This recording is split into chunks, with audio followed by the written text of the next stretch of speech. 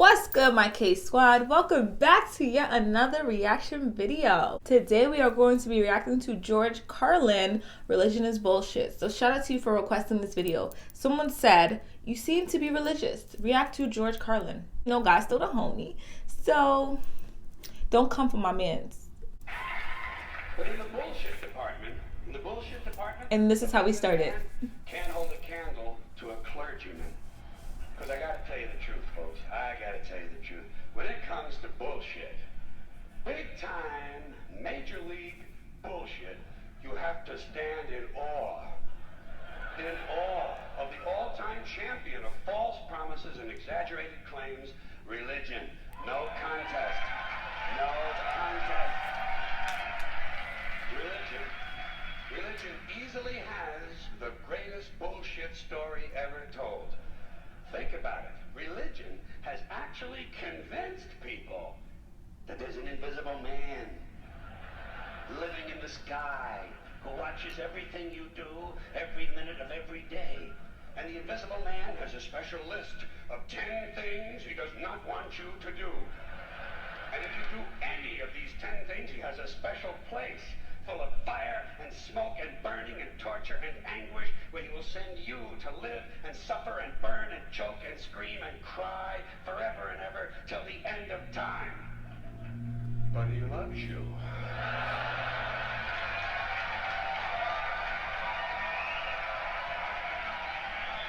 loves you. He loves you and he needs money. He always needs money. He's all powerful, all perfect, all knowing, and all wise. Somehow, just can't handle money. Religion takes in billions of dollars. They pay no taxes, and they always need a little more. Now, you talk about a good bullshit story. Holy shit.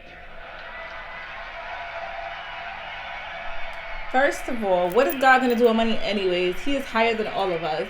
He don't need your chump change. Now the churches are different. That's another story.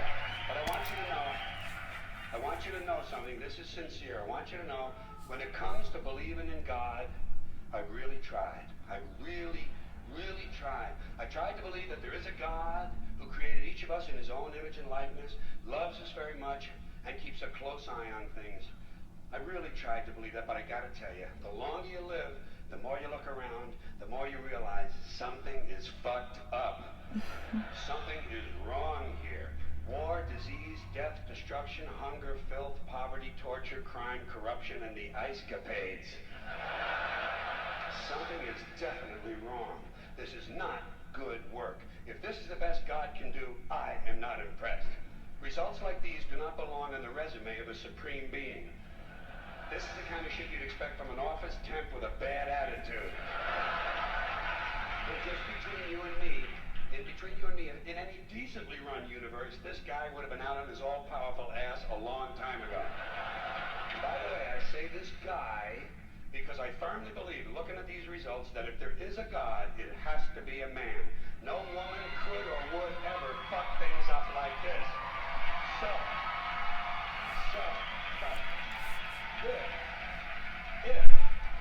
If there is a God, I think most reasonable people might agree that he's at least incompetent and maybe, just maybe, doesn't give a shit. Doesn't give a shit, which I admire in a person and which would explain a lot of... God, don't you listen to this. So rather than be just another mindless religious robot, mindlessly and aimlessly and blindly believing that all of this is in the hands of some spooky, incompetent father figure who doesn't give a shit, I decided to look around for something else to worship. Something I could really count on. And immediately, I thought of the sun. Happened like that. Overnight, I became a sun worshiper. Well, not overnight. You can't see the sun at night. But first thing the next morning, I became a He's sun annoying, worshiper. bro. Several reasons. First of all, I can see the sun, okay? Unlike some other gods I could mention, I can actually see the sun. I'm big on that. If I can see something, I don't know, kind of helps the credibility along, you know? So every day I can see the sun as it gives me everything I need. Heat, light, food, flowers in the park, reflections on the lake, an occasional skin cancer, but hey, at least there are no crucifixions, and we're not setting people on fire simply because they don't agree with us.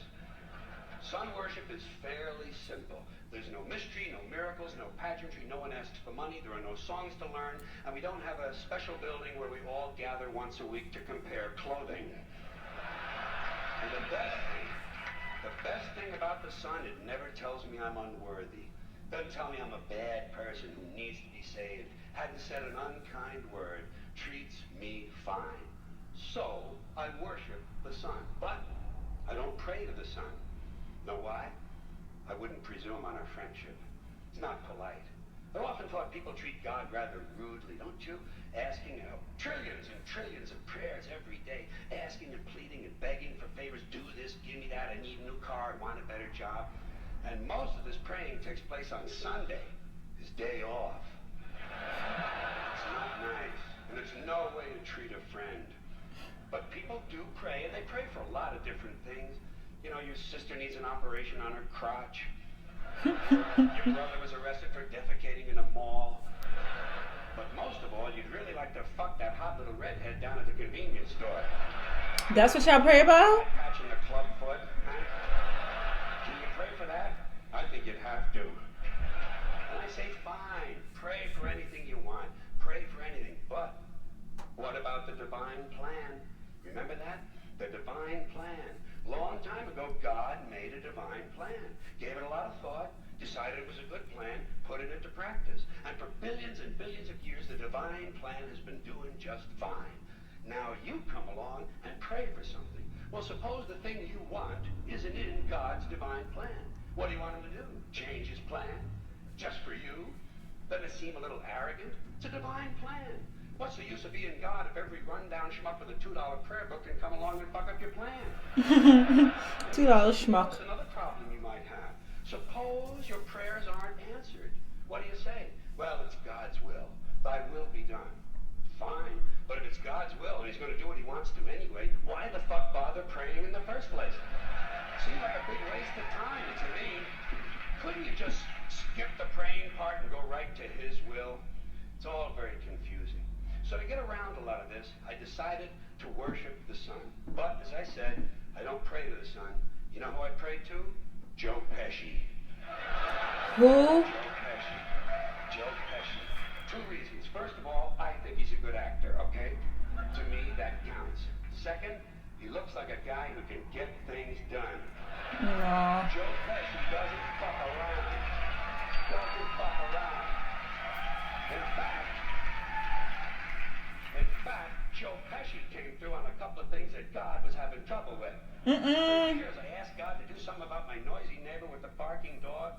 Joe Pesci straightened that cocksucker out with one visit. It's amazing what you can accomplish with a simple baseball bat. So I've been praying to Joe for about a year now, and I noticed something. I noticed that all the prayers I used to offer to God and all the prayers I now offer to Joe Pesci are being answered at about the same 50% rate. Half the time I get what I want, half the time I don't. Same as God, 50-50. Same as the four-leaf clover and the horseshoe, the wishing well and the rabbit's foot. Same as the mojo man. Same as the voodoo lady who tells you your fortune by squeezing the goat's testicles. It's all the same, 50-50. So just pick your superstition, sit back, make a wish, and enjoy yourself. And for those of you who look to the Bible for moral lessons and literary qualities, I might suggest a couple of other stories for you. You might want to look at The Three Little Pigs. That's a good one. Has a nice, happy ending. I'm sure you'll like that. Then there's Little Red Riding Hood, although it does have that X-rated part where the big bad wolf actually eats the grandmother, which I didn't care for, by the way. And finally, I've often always drawn a great deal of moral comfort from Humpty Dumpty. The part I like the best, all the king's horses and all the king's men couldn't put Humpty Dumpty back together again. That's because there is no Humpty Dumpty and there is no God. None, not one, no God, never was. In fact, I'm gonna put it this way. If there is a God, may he strike this audience dead. That's savage. See, nothing happened. Nothing happened. Everybody's okay. All right? Tell you what. I'll raise the stakes. I'll raise the stakes a little bit. If there is a God, may he strike me dead. See? Nothing happened. Oh, wait. Got a little cramp in my leg. And my balls hurt. Plus, I'm blind. I'm blind. Oh, now I'm okay again. Must have been Joe Pesci, huh? I hope you guys did like this reaction. Y'all not ready to hear my voice. Y'all really not ready to hear what I have to say. Okay. I hope you guys give this video a thumbs up and you comment down below letting me know what video you'd like to see, because even if I don't agree with it, I will react to it and you will get my honest and true reaction. So make sure that you give this video a thumbs up, comment down below, let me know what you'd like to see from me next, and hit that subscribe button. Bye guys.